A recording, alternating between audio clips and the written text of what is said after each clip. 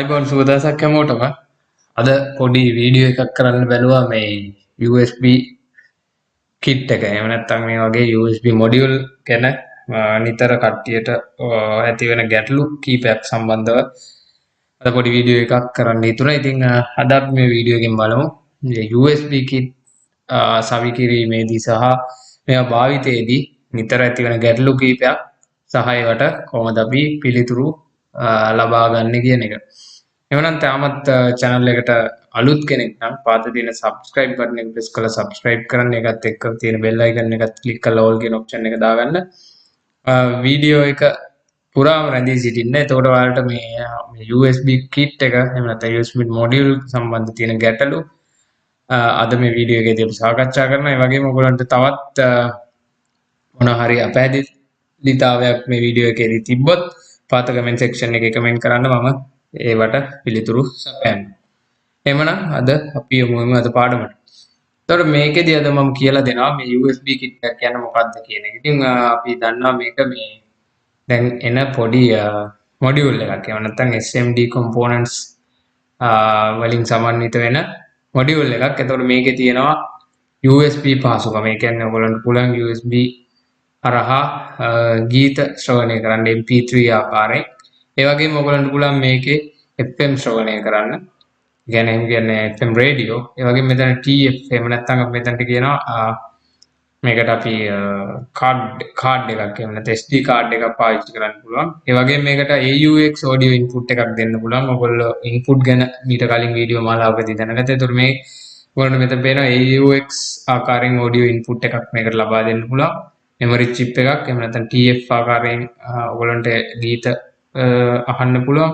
USB pen drive එකක් ආකාරයෙන් ඔයගොල්ලන්ට MP3 වලින් ගීත ශ්‍රවණය කරන්න පුළුවන්. වගේම Bluetooth පහසුකමත් මේ පොඩි කුඩා module එක හරහා ඔයගොල්ලන්ට ලබා ගන්න පුළුවන්. එතකොට ඔයගොල්ලන් මේ රූපේ පේන්නේ දැන් බොහොම ජනප්‍රිය USB FM MP3 car module එකක්. එහෙම නැත්නම් මේක අපි ජනප්‍රිය වාරය හඳුන්වන්නේ USB kit එකක් කියලා. ඉතින් ඔයගොල්ලන්ට මේ වගේ USB kit එකක් එක්ක මේ වගේ wire connectors කීපයක් හම් වෙනවා. ඒකත් එක්ක මේ වගේ remote එකක් හම් වෙනවා. එතකොට මේ wire connectors උත් දැනගන්න ඕන ඕගොල්ලෝ මේ wires දෙකක් double ආකාරයෙන් ඉන්නේ power supply එහෙම නැත්නම් voltage ලබා දෙන pin එකට අදාළ wires connectors. එතකොට මේකේ මේ රතු පාටින් එන්නේ FM antenna එකට අදාළ wire එක. ඊට අමතරව මෙතන ඔයගොල්ලන්ට wires තුනක් එකට එනවා. ඒ තියෙන්නේ audio output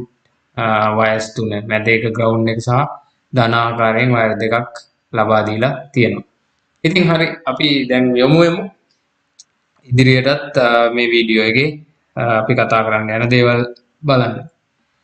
එතකොට මම දැන් මේ වීඩියෝ එකේදී අද කියලා දෙනවා USB kit වල නිතර ඇති වෙන ගැටලු ගත්තම ගැටලු ප්‍රධාන ආකාර තුනකට මම මේකෙදී සාකච්ඡා කරනවා. පළවෙනි එක තමයි ගොඩක් අයට තියෙන ප්‍රශ්නයක් තමයි මේ USB kit එකකට විදුලිය ලබා දීම. එහෙම නැත්නම් මේ USB kits වලට වැරදි voltages ලබා දීම නිසා ගොඩක් අය මේවා damage කරගන්නවා. ඉතින් මොන සාමාන්‍ය මුදලක් ලබා දීලා ලබා ගන්න මේ USB kit damage කර ගැනීමට අවශ්‍යතාවයක් නැහැ. මම අද මේ වීඩියෝ එකේ කියලා දෙනවා කොහොමද ඒක පාසුවෙන් හඳුනගන්නේ කියලා. ඊළඟ එක තමයි ඔයගොල්ලෝ මේ USB kit එකට නිකන් ස්පීකර් එකක් in out එකට නිකන් ස්පීකර් එකක් හරහා මේකෙන් අපිට ශබ්දය එහෙම නැත්නම් ගීත අසන්න බෑ. ඉතින් මේකෙන් out වෙන්නේ බොහොම අඩු gain එකක් සහිත ශබ්ද තරංගයක්. ඉතින් කොහොමද අපි මේක amplifier එකක් සම්බන්ධ කරන්නේ preamp එකක් සහ power amp එකක input කරන්නේ කොහොමද කියන එකත් මේක කියලා දෙනවා. ගොඩක් අය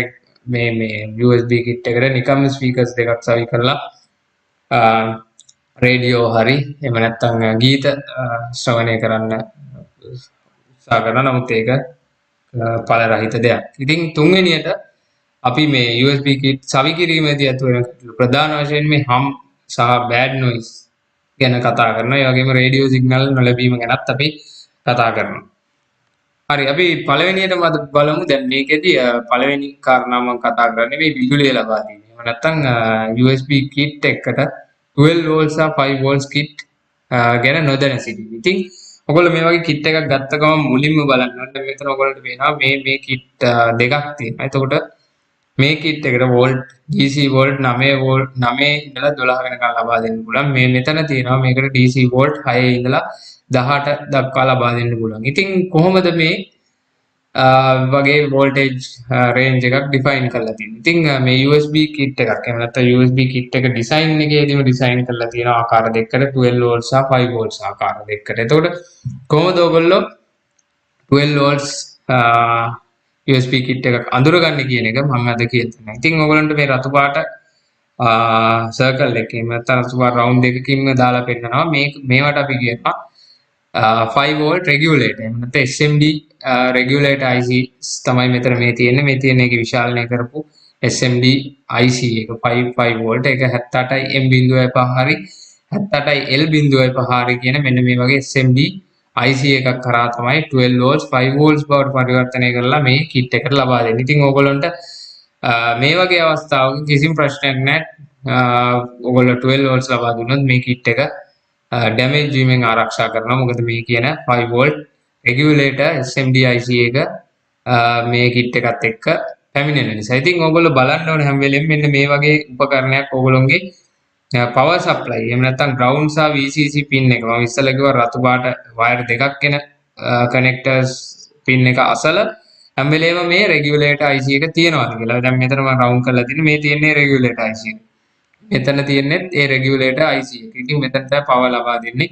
ඉතින් ඔයගොල්ලන්ට පේනවා මේකට 6 volt ඉඳන් 18 volts දක්වා range එක ලබා දෙන්න පුළුවන්. මොකද මේ regulator IC එක අන්තර්ගත වෙන ඉන්නේ. ඉතින් මෙතනත් 9 volts 12 volts ලබා දෙන්න පුළුවන්. මොකද මෙතන මේ 5 volt regulator IC එක සම්බන්ධ වෙලා තියෙන නිසා. ඉතින් ගොඩක් අය මේක බලන්නේ කෙලින්ම වෙළඳ පොලෙන් මිලදී අරගෙන ආවිල්ලා 12 volts ලබා දෙන්න. ඉතින් ඒක කිසිසේත්ම කරන්න බෑ.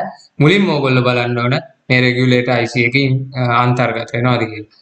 දැන් එතකොට මේ තියෙන්නේ 12 volts ඒ ආකාරයෙන් ලබා දිය හැකි USB kit.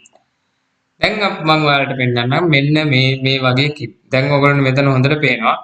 මෙතන power ලබා දෙන තැන මම අර කලින් කිව්වා වගේ. ඉතින් මෙතන අන්න අර කියපු SMD power regulator IC එක අන්තර්ගත වෙන්නේ නැහැ. ඉතින් ඔයගොල්ලෝ බැලුමට මේ kit දෙකම ඉතා සමානයි. මම ඊළඟට පෙන්නන්නම්. එතකොට ඔයගොල්ලෝ කෙලින්ම ගෙනල්ලා මේකට 12 volts supply කරොත් ඉක්මනින් ඒ කියන්නේ supply එක ලබා දීපු සැනින්ම මේ USB kit එක විනාශ වෙලා යනවා damage වෙනවා 12 volts direct මේකට ලැබීම නිසා. ඉතින් ඔයගොල්ලන්ට මොකක්ද ඒකට කරන්න පුළුවන්? දැන් මෙතන පරීක්ෂා කරලා බලන්න. මේ තියෙන power ලබා දෙන ස්ථානයේ voltage plus සහ ground මෙතන ඔයගොල්ලන්ට දකින්න හම්බෙන්නේ නැහැ අර කියපු power regulator IC එක. ඉතින් මේ වගේ අවස්ථාවක ඔයගොල්ලන්ට පුළුවන් මේ කියන 78යි 0.5 කියන IC එක power regulator IC එක පාවිච්චි කරලා මේ වගේ සරල 0.1 microfarad capacitors දෙකක් දාලා මේකේ මේ වම් පැත්තේ inputs මැද ground දකුණු පැත්ත output හැටියට මේ පැත්තට 12 volts ලබා දීලා මේ පැත්තට 5 volts ලබා ගන්න පුළුවන්. මේ තියෙන input ground සහ output මේකේ pin out එක. ඉතින් ඒ ආකාරයෙන් ඔයගොල්ලන්ට ලබා ගන්න 5 volt output එක මේකට ලබා දෙන්න පුළුවන්. කිසි ප්‍රශ්නයක් නැහැ. මේ 0.5 power regulator IC එකට 1 ampere දක්වා maximum current එකක් handle කරන්න පුළුවන් මේ USB kit එක. සාමාන්‍ය මිලි ඇම්පියර් 400ක් 500ක් අතර ප්‍රමාණයක් ලබා ගන්න. ඉතින් ඒක ප්‍රශ්නයක් නෑ. ඔයගොල්ලන්ට මේ 70.5 power regulator IC එක SMD ආකාරයෙන් හෝ මේ කියන through hole type ආකාරයෙන් ලබාගෙන heat sink එකක් පාවිච්චි කරලා ඔයගොල්ලන්ට පාවිච්චි කරන්න පුළුවන්.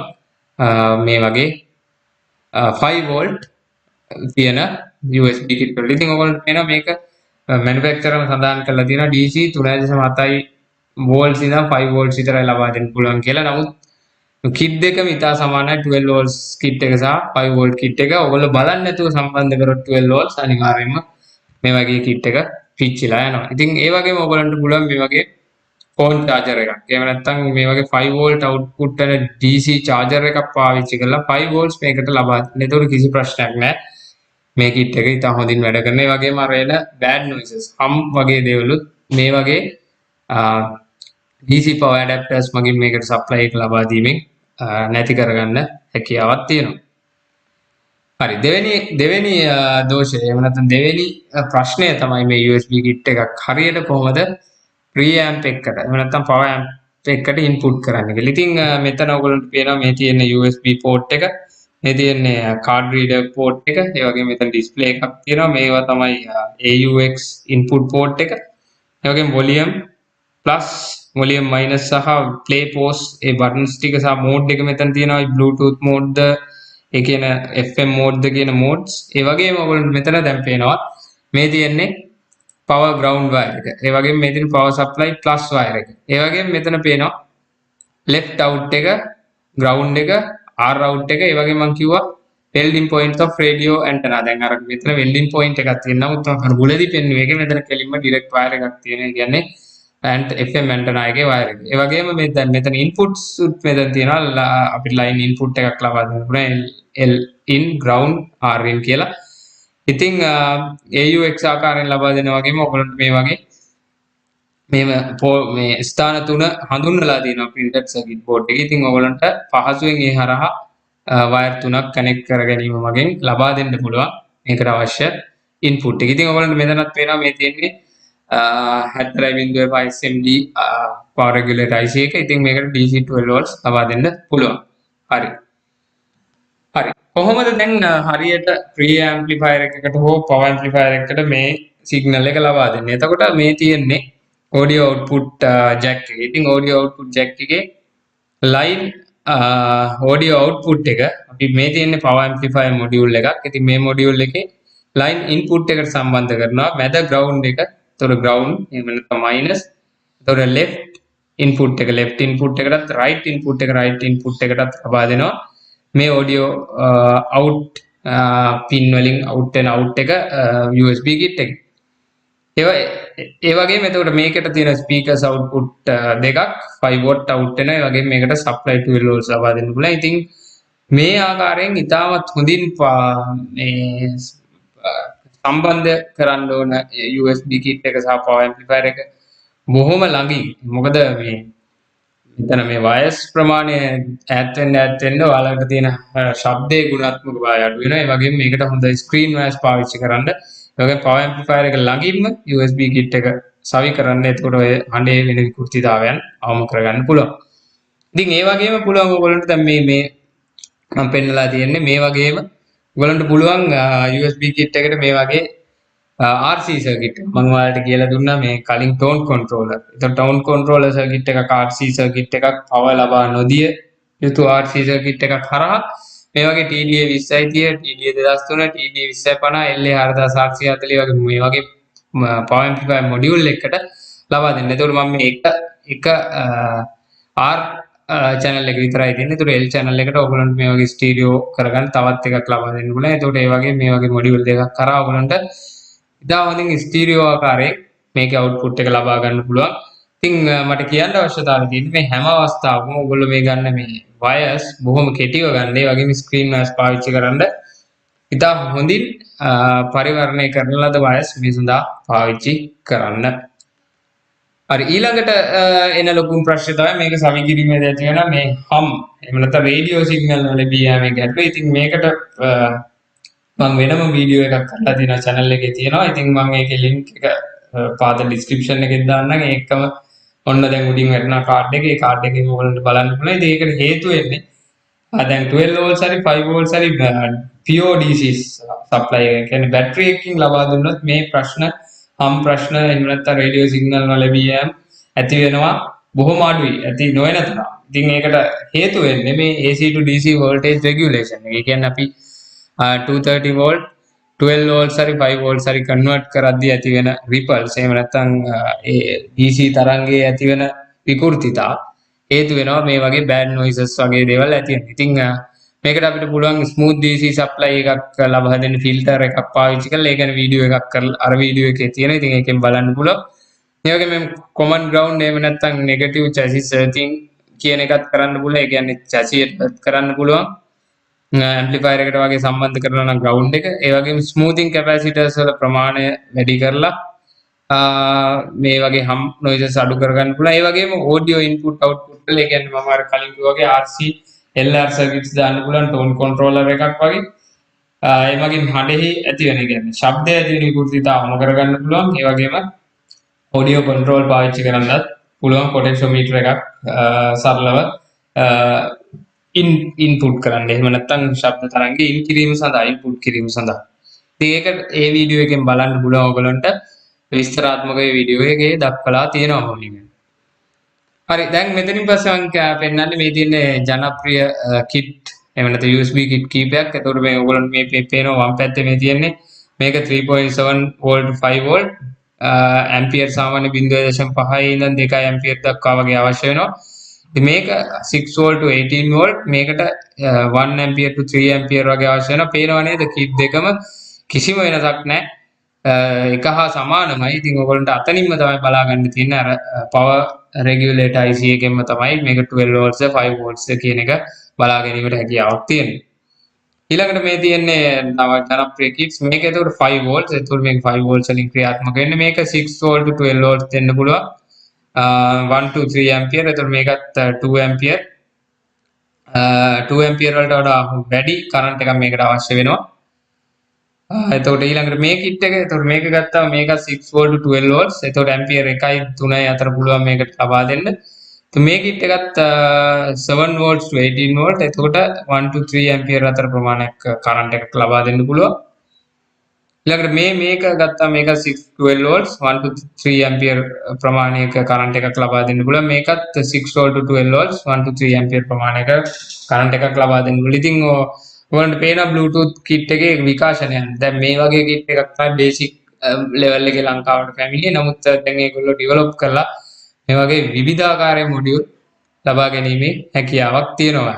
ඒතකොට මේකත් 5 volts 5 volt DC 5 volts ඔයගොල්ලන්ට කෙලින්ම ලබා දීමේ හැකියාවක් තියෙනවා. ඒ කියන්නේ මම කියපු අර කලින් වගේ ෆෝන් charger එකකින් ලබා දීමේ port එකකුත් ඒගොල්ලෝ දැන් ලබා දීලා තියෙනවා. ඔයගොල්ලන්ට මේ මෙතන පේනවා මේ direct DC 5 volt ලබා දෙන්න පුළුවන් මේ. ඊළඟට මෙතනක් තියෙනවා 5 volt ලබා දෙන්න පුළුවන් ඉන්පුට් එකක් මේ තියෙනවා. ඊට පස්සේ මෙතන මේ මොඩියුල් එකේ DC 5 volt ඉන්පුට් එකක් මේකේ DC 5 volt ඉන්පුට් එකක් ලබා දෙන්න පුළුවන් කෙලින්ම. ඒ කියන්නේ ෆෝන් charger එකකින් ලබා දෙන්න දීමේ හැකියාවකුත් තියෙනවා. හරි ඒ වගේම දැන් මම කියන්නම් දැන් මේ ඔයගොල්ලන්ට බලා ගන්න මේ තියෙන ජනප්‍රිය 5 volt DC කිට්. මේවා කොහොමද කෙලින්ම 3.7 volt 5 volt එක 5 volt මේ වගේ අර කලින් කියපු රෙගියුලේටර් එක අන්තර්ගත වෙන්නේ නැහැ. දැන් බලන්න මෙතන මේ රෙගියුලේටර් එක අන්තර්ගතයක් නැහැ. ඒ කියන්නේ මේවා කෙලින්ම 5 volt DC වලින් වැඩ කරන මොඩියුල්ස්. ඒතකොට මේකත් ගොඩක් ඉම්ප්‍රූව්ඩ් version එකක්. මේක කවර් කරලා තියෙන්නේ. ඉතින් එතකොට අර හඬෙහි වෙන විකෘතිතා සහ හම් වගේ දේවල් හරියට අඩු කරගන්න පුළුවන් මේ වගේ කවර්ඩ් මොඩියුල් එකක් පාවිච්චි කරනවා. ඒතකොට මේකත් 5 volt වලට වෙනවා. මේකේ කිසිම රෙගියුලේටර් IC එකක් අන්තර්ගත වෙන්නේ නැහැ. ඊළඟට මේවා තමයි 12 volts DC ජනප්‍රිය කිට්ස්. එතකොට ඔයගොල්ලන්ට පේනවා මේ තියෙන්නේ රෙගියුලේටර් IC එක. මෙතනත් රෙගියුලේටර් IC එක තියෙනවා ඔයගොල්ලන්ට පේනවා. එතකොට මේවත් මේවයේ 12 volts මේ තියෙන්නේ ලොකුවට රෙගියුලේටර් IC එක. මේ ඔක්කොම මෙතන මේ තියෙන්නේ රෙගියුලේටර් IC එක. මේ ඔක්කොම 12 volt DC ජනප්‍රිය කිට්ස්. එතකොට දැන් USB කිට් එක ඉතාමත් වැඩි දියුණු වෙලා දැන් ඔයගොල්ලන්ට මයික් ඉන්පුට් එකක් ලබා දෙන්නත් හැකියාව තියෙන මොඩියුල් පැමිණ තිබෙනවා වෙනකොට මේ තියෙන මේ වගේ එකක්. එතකොට මේක Bluetooth, USB, audio input, remote control, mic, music, calling function, radio, recording සියල්ල අන්තර්ගත. ඒ කියන්නේ all in one package එකක් ඇටියට අවසානයේදී ඔයගොල්ලන්ට මේ USB කිට් එකක් ලබා ගැනීම හැකියාවක් තියෙන. ඉතින් මේක 5 volt input එකක් ලබා දෙන්න පුළුවන් direct charger එකකින් වගේ.